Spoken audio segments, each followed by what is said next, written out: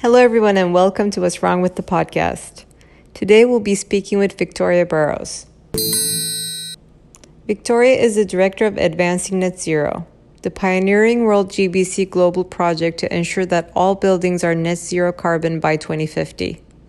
In this role, Victoria oversees and supports green building councils participating in the project, as well as a number of other partnerships which provide funding and support, marketing and communications, and a net zero carbon buildings commitment.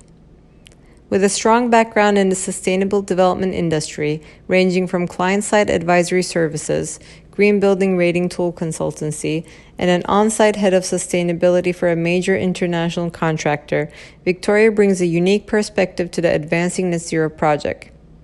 Victoria has a degree in architecture and environmental design from the University of Nottingham and co-authored the book A Whole System Approach to High-Performance Green Buildings.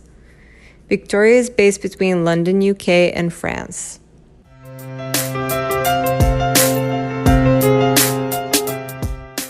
Hello, everyone. Welcome to our podcast. Today, we have the pleasure of speaking with Victoria Burrows. She's the Director of Advancing Net Zero at World Green Building Council. Victoria, welcome.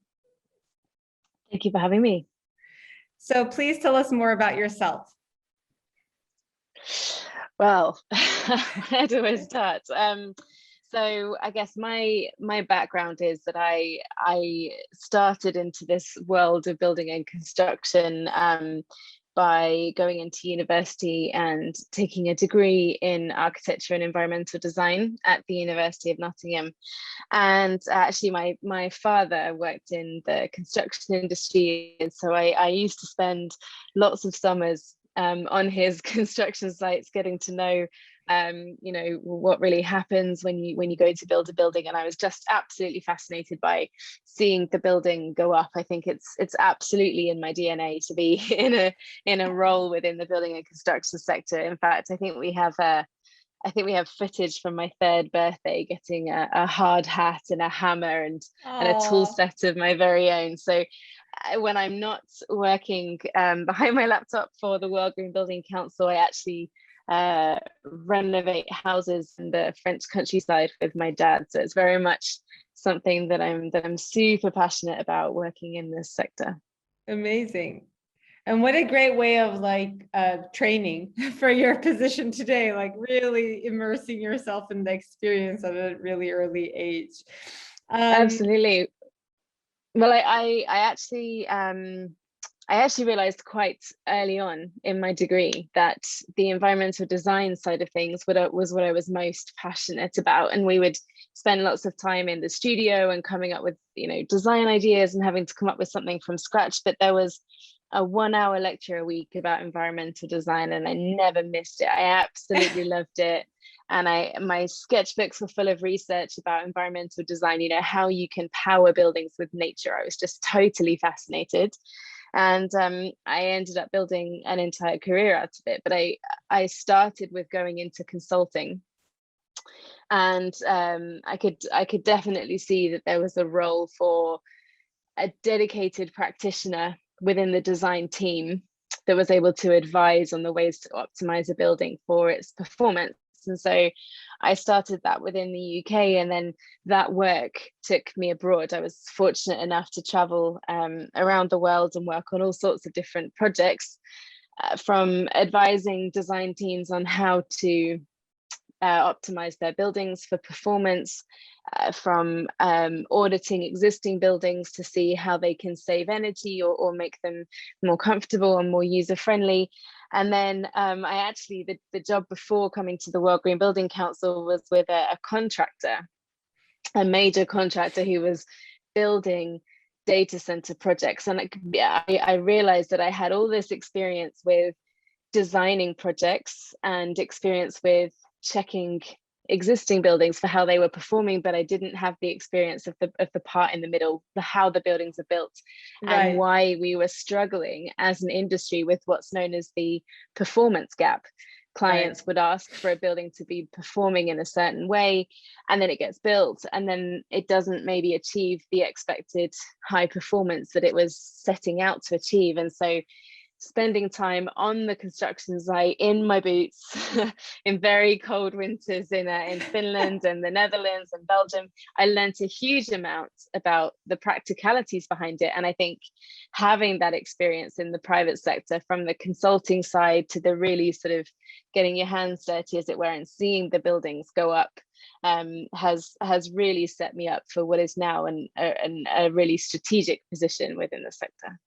100%. And what a great value, as you know, there's a lot of gap to what you're saying in terms of when we're trying to create a design of a building, right? Like, for us to really understand what that might lead to does require that experience itself, right? Like going through the process. And, you know, we do projects, for example, in different countries, like also like understanding what may be feasible to do at one place and what may not be in the other, like all of those realities about the site context also, like having that knowledge, that's a huge benefit, like going into really understanding performance of a building. So I guess, like, because you have really like started your career at a very early age, let's put it that way, when were the times, or what was your, like, the earliest time you remember like noticing, I guess, some like red flags in terms of like more our responsibility towards the environment? Like, do you have a vivid memory of like a moment where you kind of were like, oh wow, that does not look great, or how this is done, that seems wrong? Yeah, so well, I think starting out in the industry, that in a way where consultants were brought on to a design team that was trying to achieve a green building rating system certification scheme. And sometimes and rating tools are incredibly powerful because they recognize performance that goes beyond what's currently required within code. And so you might have a planning authority or a regulator that says, sure, you can build that building, but you have to build it to a certain green building performance level, because it's all encompassing and it captures lots of different sustainability elements. It really kind of forces the design team to think about things. But unfortunately, there are some negative sides to applying those rating tools, and I was exposed to this area or this side of the industry even while I was at university, because I did an internship at the building research establishment, which operates BREEAM or BREEAM, the UK Green Building Rating System. And you know, whilst there's a huge amount of depth and technical knowledge that goes into setting the criteria, I could see the application of how these tools were being used, and sort of projects were being designed to pick up the credits or the points. And so you'd, you know, specify a particular piece of equipment because it got you credits. And I remember, even at that, you know, very early stage in my career, seeing that wasn't driven by a performance outcome, that was driven by sort of quite a prescriptive outcome that says, you know, you should do this and this in your building, and if you tick off those elements, then your building is good. And from a very early age, it was quite clear to me that just wasn't changing fundamentally the way that we were designing buildings. You know, first of all, backtrack and think about, do you really need that piece of equipment before specifying it and then making it more efficient? So it to me seemed like that there was a problem there in terms of the targets and in terms of sort of the performance of the building, and making sure that everyone was geared towards it. If you have a target for a project where every single person across the project team is invested in achieving that outcome, it's not the responsibility of the architect to deliver a high performance building. It's not just the responsibility of the engineers. You know, it has to be collective, it has to be done together, and it has to be done for the right reasons. And I truly felt that unless something was providing value to the project, it didn't be specified or included because you were getting points under that system. And that was my entry level into the world of green buildings, was through the rating tools. And I loved the projects that it was creating. But there was a sort of an alternative side, or an alternative approach to the way some of these tools were used sometimes. And that's really what led me to coming into this role and the World Green Building Council, because the project that I run, Advancing Net Zero, is it has very ambitious targets for the building and construction sector to decarbonize, and that means that you have to focus on the way a building performs, not just the way it's designed or the type of insulation or the type of windows or the type of heating or air conditioning system, but how do all of those things go together, and what energy do you use at the end of the day? How much are you spending in energy, how much are you using, and how is that energy generated? What are the carbon emissions? That you're actually tracking that during the building's use time, while people are in it and using it, not just how a building is designed to operate. Yeah. And I think what that experience you gave is so insightful of the overall, I guess, how the industry is set up, right? What we see, policy lags generally, right? In any country, and generally the players in the built environment, unless something is restricted or incentivized by the policy, there is not much motivation to do something different.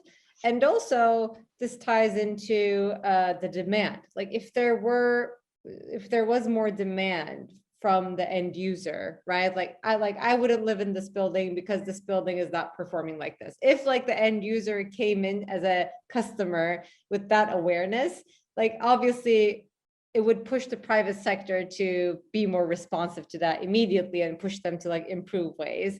But we also don't have that awareness. And when we're talking about issues like climate change, there are also these big abstract concepts that is hard to relate to or understand. We don't necessarily also understand the day-to-day things that add to that and our behavior. So there's a big awareness component and awareness education and supply demand component of this, which, one of the main reasons why we do these podcasts. There is no solution to anything without awareness and education of everyone. So I think it's very interesting to see you kind of real life experience that through the seeing how prescriptive works only to a certain extent, and then but then it doesn't necessarily become the sustainable solution, so to speak. Absolutely. So it needs to be viewed through a particular lens, right? And I think from a consumer demand perspective, you could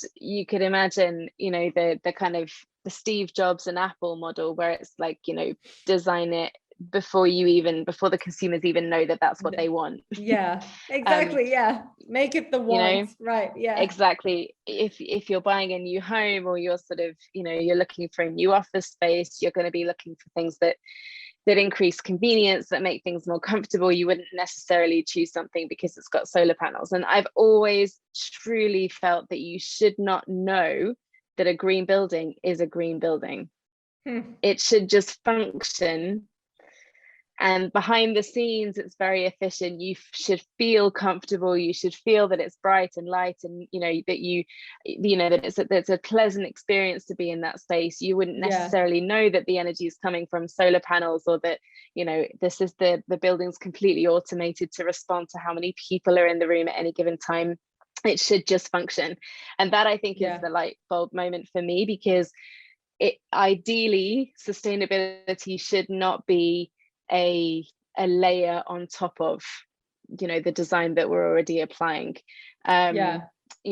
Increasingly through architecture school and the we're going to see students learning this stuff when they need to at architecture school, right? They're going to be picking this stuff up. For me, it was a bolt on to my degree, but a very early stage inclusion within an architecture degree, which for me was completely set in my career. But ideally we won't need sustainability consultants in the building and construction sector because all engineers and architects are designed, right? It's embedded into the way that they're designing. That's really my hope for the sector, is that we actually design ourselves out of jobs, and that it's just embedded because it's the right thing to do.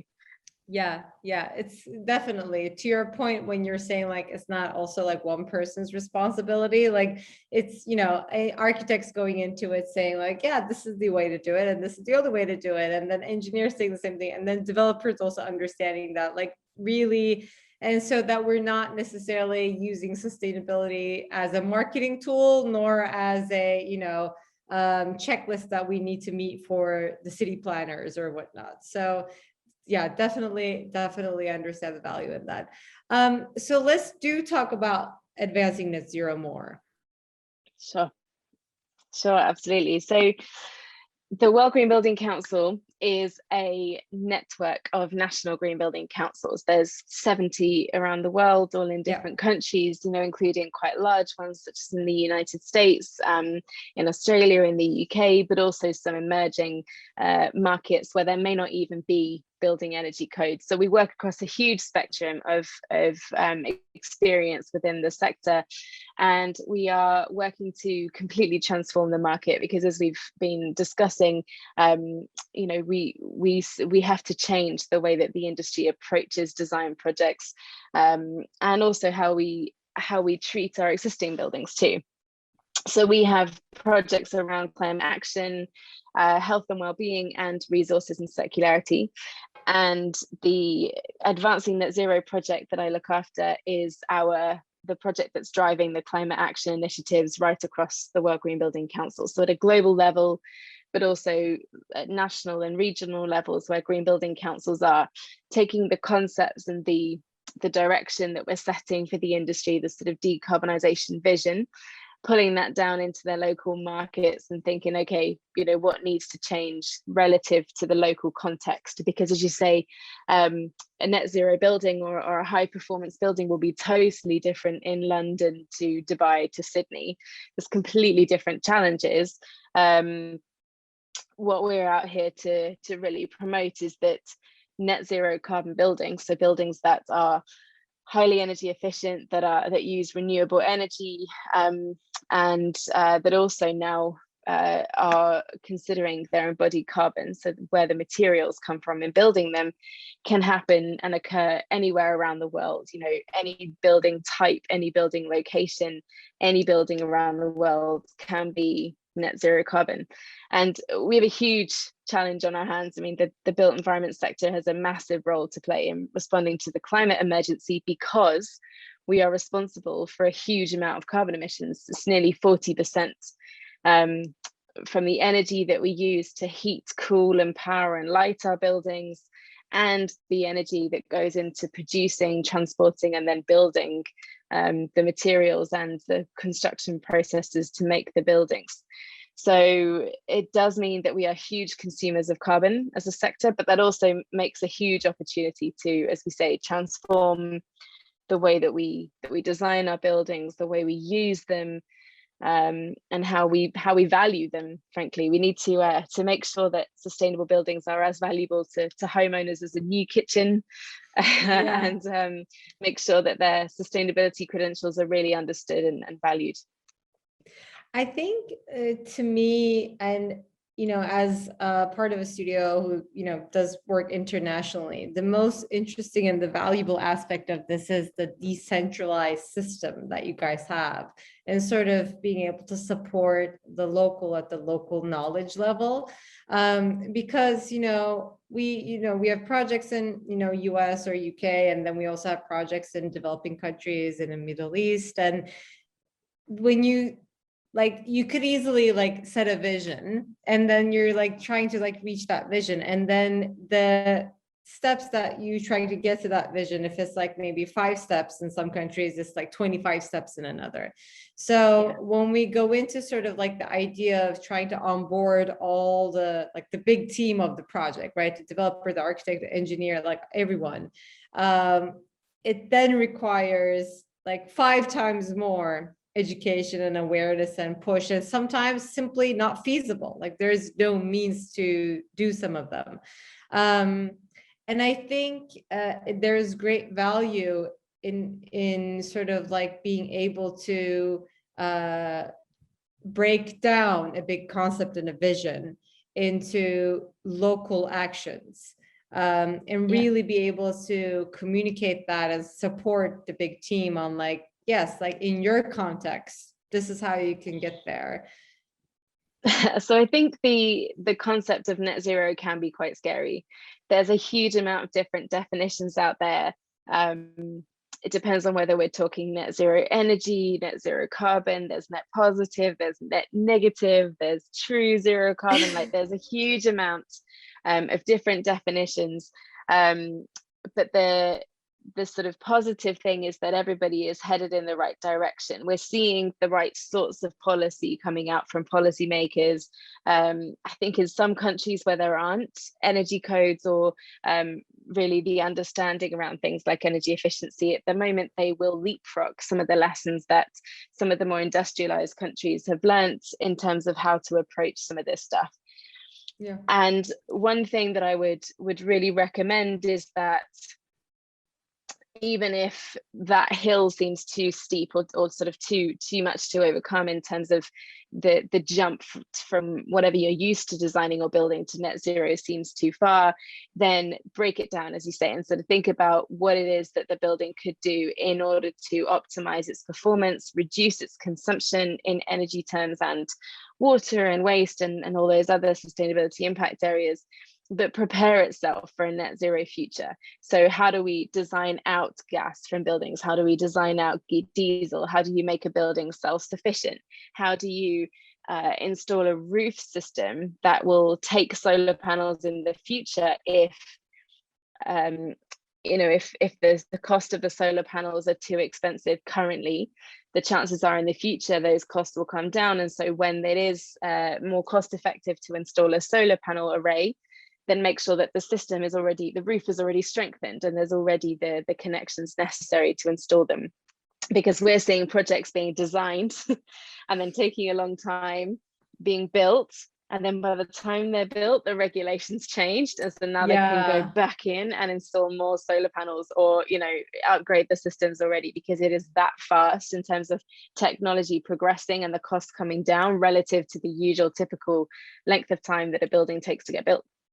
Yeah, that's a great feedback, because I think to exactly your point, because of the current construction industry setup and how we build, like by the time we build, we might already be obsolete, right? And because like the pace of the industry itself is so different than the tech space, or let's say even like health, when we're talking about healthy spaces, like all of these industries are much more high pace and much more intensive R&D. Whereas like when we after we build in like 5 years, we're kind of like, oh, well, this is kind of irrelevant.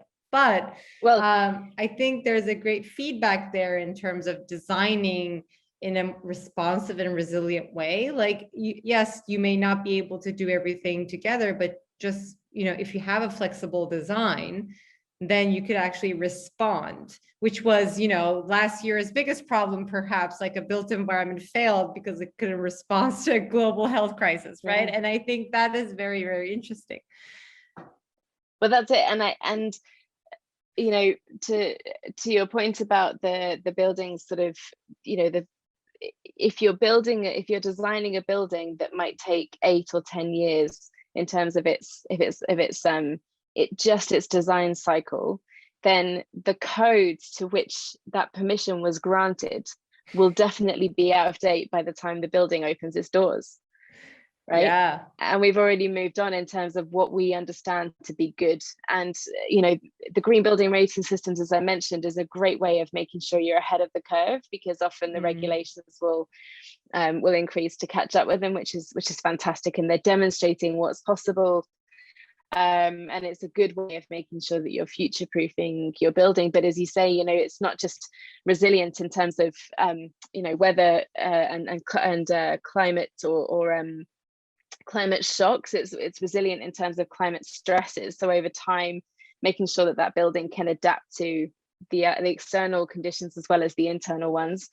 And I think the concept of buildings being built not just for the moment but for their lifetime is definitely something that's becoming more of the language of architecture and design firms, as we think about how can a building be be optimized for adaptability and reuse, and how can a building even be designed now to be disassembled in 50 years time, so that you don't have to demolish it and you can reuse the materials? How can you make sure that the cladding system on the outside can be replaced so that it doesn't age and that it sort of it feels refreshed, and it sort of sits within the market? But interesting what you mentioned about the COVID situation, because of course we didn't see a huge drop in carbon emissions when everybody was in lockdown, right?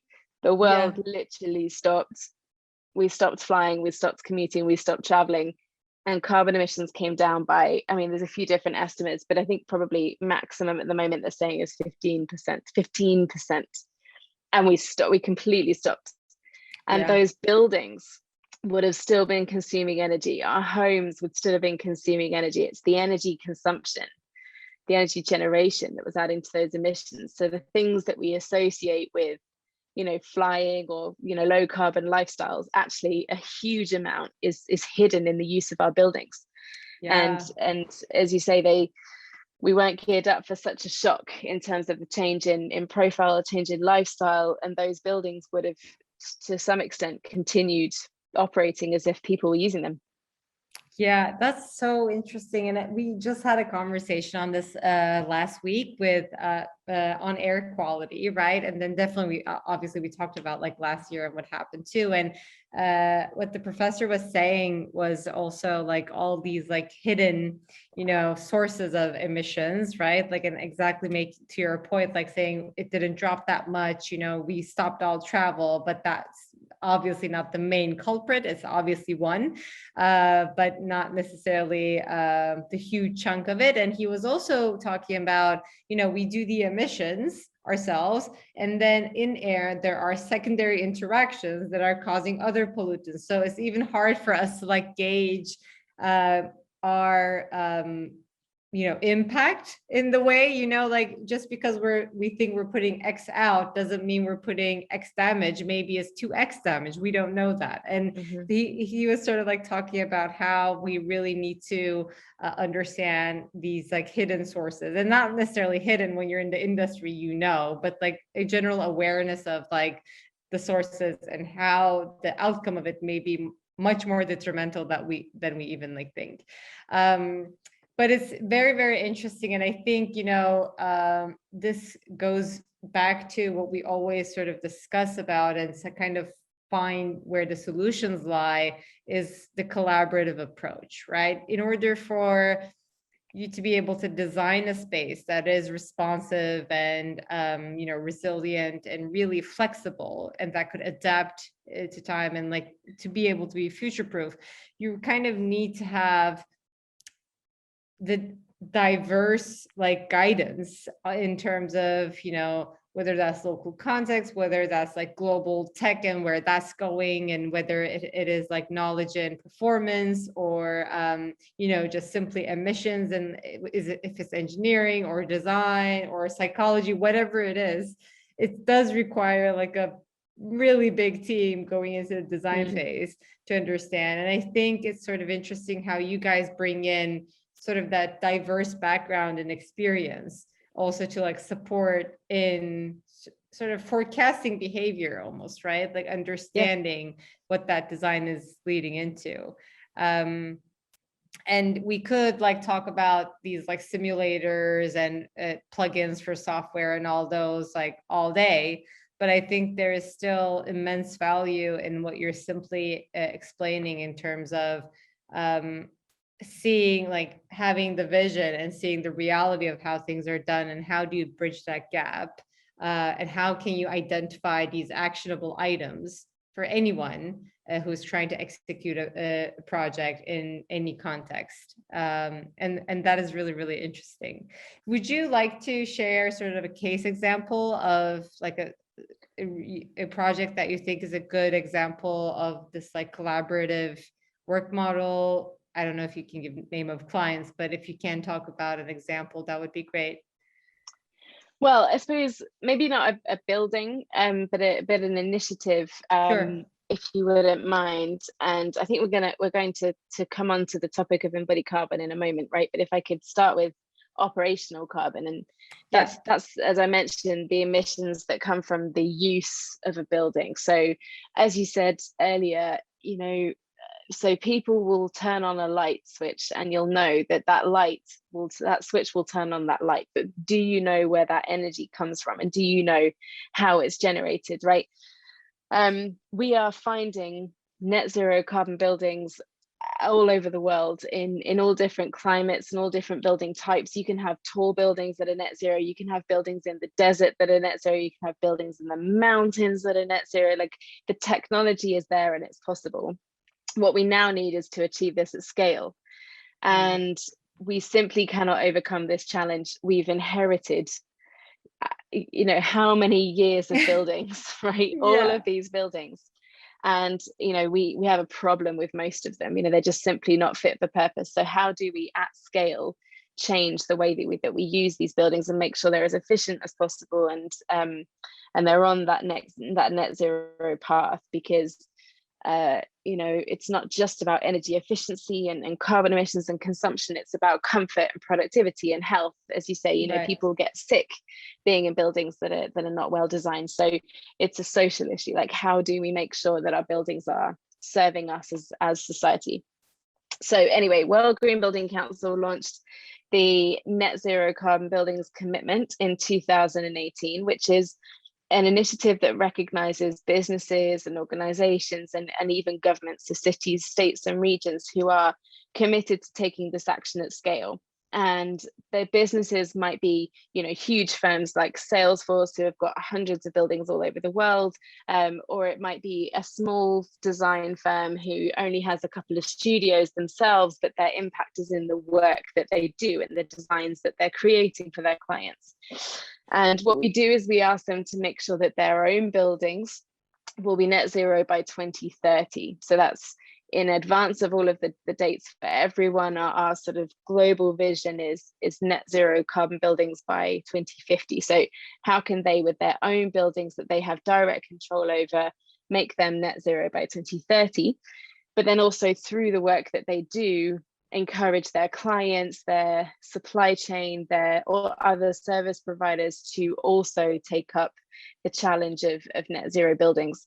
And I would say, you know, the technologies exist for delivering net zero buildings, and lots of corporates have strategies already for delivering these. So, you know, the easy part, if you like, is companies figuring out where their energy consumption is across all of their spaces across the world, and you know, depending on the size of their portfolio, some of them it's quite a challenge to implement changes to make them energy efficient and to make them make sure that they're being powered with renewable energy. But the most powerful part for me has been the advocacy part, has been the design firms that have been educating their clients, and it's been the investors sort of requiring certain criteria on their projects, or it's been the landlords setting up green leases with their tenants, because you can influence a huge amount more than you can actually control, right, in most cases.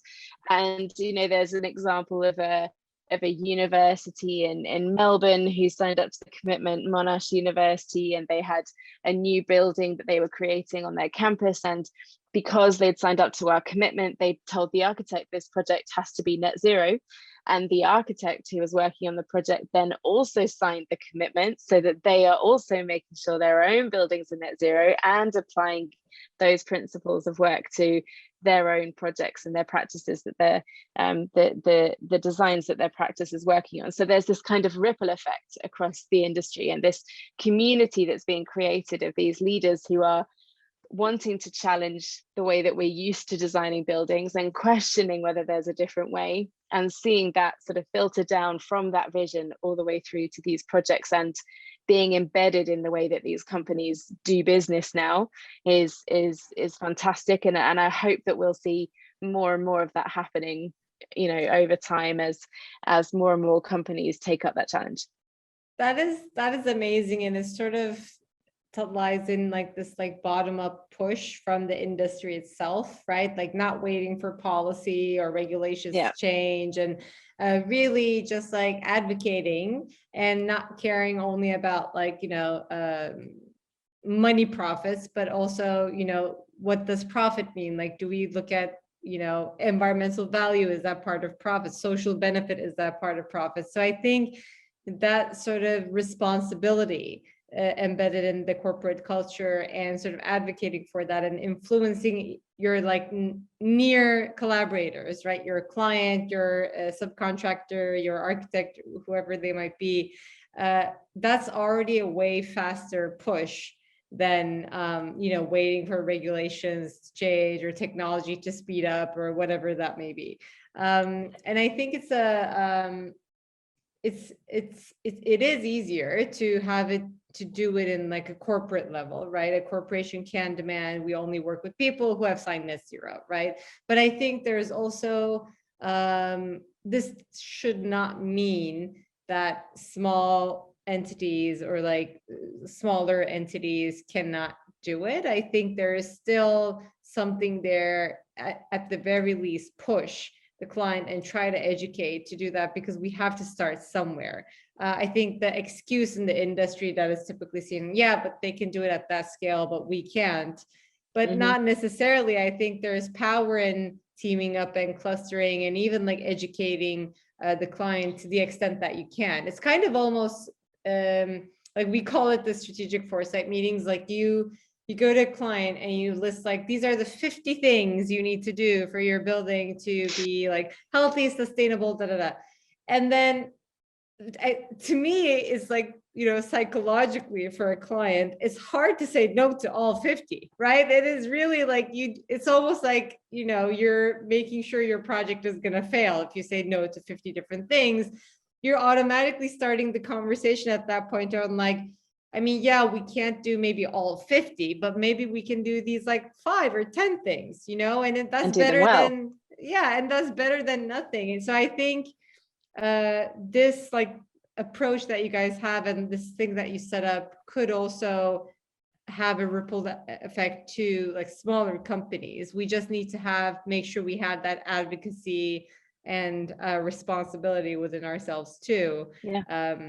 And maybe we don't, absolutely achieve to like 100%, but any number is greater than 0. So at least indeed, and we see the huge power in that. That's why we didn't set any sort of threshold for companies signing up. We've got small design firms in Mexico who just have a couple of office spaces, and they're really enthusiastic about how they can bring their clients along on this journey. And it's known as the ambition loop, right? So the corporates that are setting ambitious targets then deliver on those targets and demonstrate that this is what the corporate sector is looking for, then that creates the confidence in policymakers to set roadmaps and targets for the future and say, in the future, this is the sort of policy that we could think about implementing, which gives more confidence to investors to make the necessary steps to invest in a zero carbon economy for the future, which creates more confidence in the policymakers to bring in mainstream policy and make everyone do it. And that's the ambition loop. Like,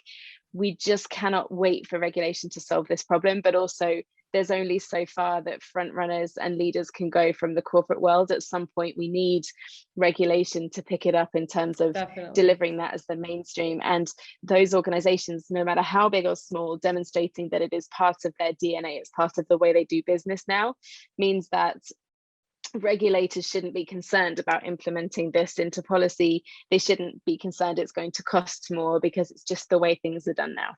Yeah, definitely. This is an amazing segue to like a piece of advice. I feel like you've been giving piece of advice the entire like discussion. So I'm just gonna ask, is there anything else you would like to add for anybody who is trying to make progress? And this could be in this field, but another one, but trying to make progress or push boundaries in an industry or topic, what would be an additional advice to them?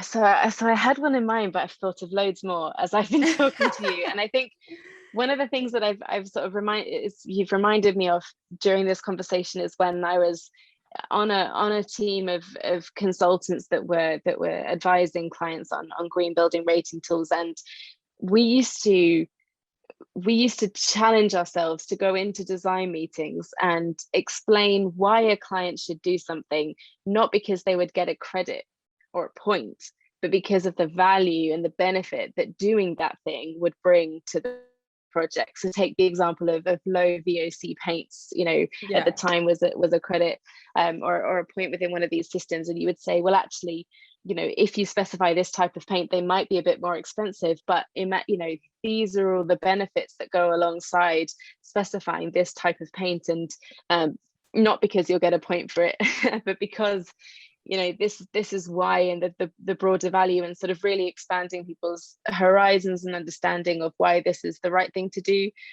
driven by what they value themselves. And so the piece of advice that I wanted to give is that projects shouldn't be evaluated on a cost basis only. And what we're seeing around the world is a carbon budget applied to projects in the same way that a financial budget is applied. So we want to use, like, I really love this cladding type, but it doesn't sit within our project budget because of where it comes from, or because of its production process. The carbon emissions are too high. We can afford it financially, but it will blow our carbon budget on this project that we've set for ourselves if we specify this type of product. So can we go back to the manufacturer? Can we ask them about their production process? Can we find another one that meets the same quality criteria, doesn't compromise on quality, still is within our cost budget, but actually has a lower carbon impact? And when design teams switch that thinking and that perspective from a purely cost-based model into one that appreciates the value of something, and in this case it's carbon impact or its benefits to the future tenants of the building, you get amazingly creative solutions and benefits to the project that often don't actually cost that much more, but will provide far wide-ranging benefits to the people who will use that building for years to come. Yeah, amazing. Victoria, this was so great. I have like more things that I want to talk about, but I do want to be mindful of time. So in the meantime, obviously, I think we should all be following what Advancing Net Zero is up to and all the initiatives that come with it. Any updates you would like to share, and anything that we should be mindful of following soon? Yes, so we've talked a lot about operational carbon because I think that is still a huge nut to crack. Yes, we've got lots of organizations who are tackling this head on. They're setting super high targets for operational carbon, and that's fantastic. And we're already seeing it come into regulation, which is even better. Industry is primed and ready to deliver when it comes to operational carbon. And the next big challenge for our industry to tackle is embodied carbon. So that's the emissions that come from the materials, the manufacturing processes, transport, construction on site. We call that upfront carbon, so the carbon that happens before a building is even used. But embodied carbon actually happens all the way through a project's life cycle, the way that it's renovated and maintained, and the equipment's replaced, and so on. And as I think we touched on very briefly earlier, how a building's life can be extended, how an existing building can be renovated, or how a building can be deconstructed or disassembled like Lego and then reused in other buildings as part of a circular economy. So as our buildings are becoming more efficient in terms of operational performance, the implication on embodied carbon is much higher.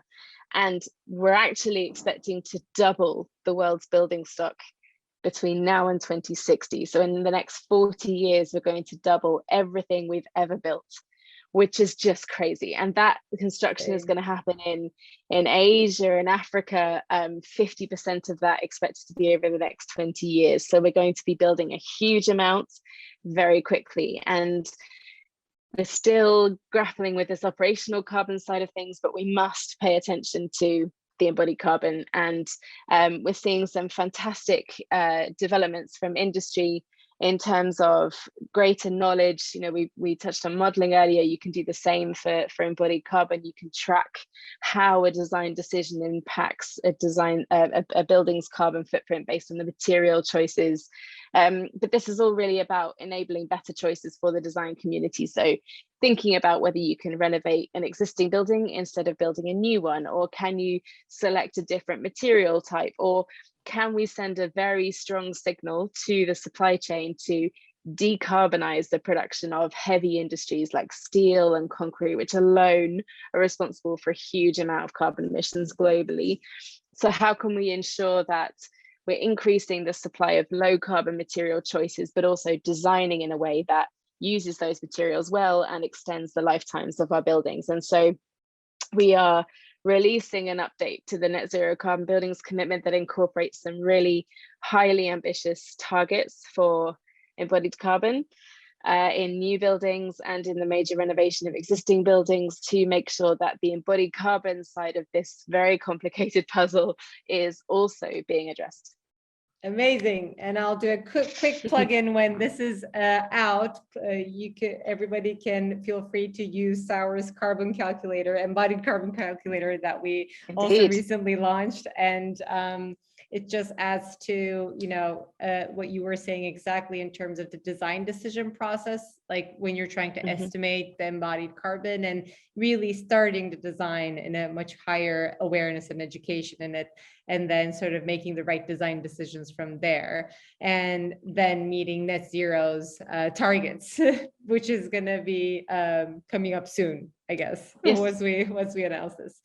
Thank you so much, Victoria. This was such a treat. We could talk all day, but I do encourage everyone to sort of follow your work and really take on the initiatives, because we could, we're not going to go anywhere unless we try, but, nothing is stopping us to get started in trying anyway.